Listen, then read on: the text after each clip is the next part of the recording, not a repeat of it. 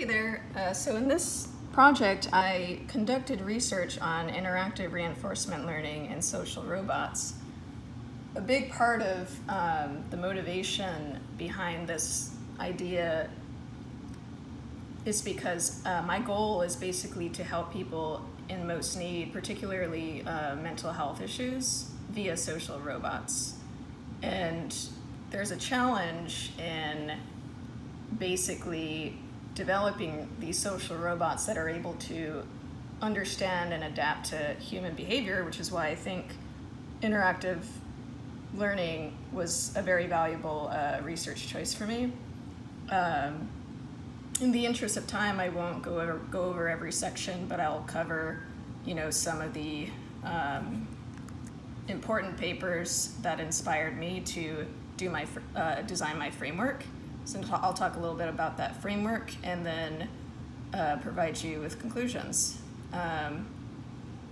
So interactive reinforcement learning is basically different from reinforcement learning because in this case, the human is the one that provides the feedback to the robot learner.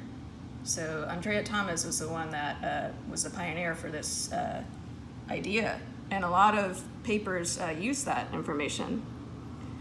One particular project that I really liked was this shown in this model here, where you could see that social signals are the feedback, and the agent here, the reinforcement learning agent, basically gets the state, which is basically the user engagement, and needs to adapt based on that, from the social signals and respond accordingly.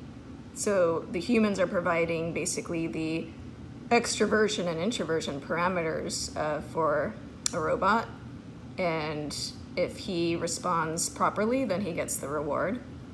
So that was particularly inspiring for me because I myself have done research in this same social signal framework to provide a quick video. I could show you that. It's very interesting.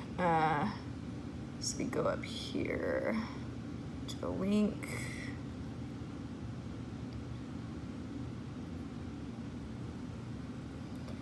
So what you see here is integration real time of an EEG signal, a heart rate signal, and a GSR skin conductance signal. And these are things that are very important for tracking mental health, which is a topic I'm very passionate about. So we'll go on to talking about my framework here then that was basically influenced by a lot of the work that I researched. So here you have the interaction environment with the Now robot, and basically the user here is a human, and then we're using the social signal interpretation network to basically fuse these different sensor modalities. You also use different neural network emotion and valence classifiers to basically analyze, each modality coming out of this framework, such as, facial recognition. That's actually me in a depressed state 2 months ago. This is audio, this is the EEG headband, and this is a heart rate sensor, skin conductance. So we're classifying those signals individually, and then this is a decision level fusion, and then that goes to a final multi-model emotion classifier. So then that response comes up here, and as I also value contextual knowledge, I put here semantic knowledge database, and then we have another multi-model emotion recognition system with semantic information incorporated, and then you have feedback goes to the interactive reinforcement learning agent, and then what the system also receives based on the feedback are, the states and then the rewards.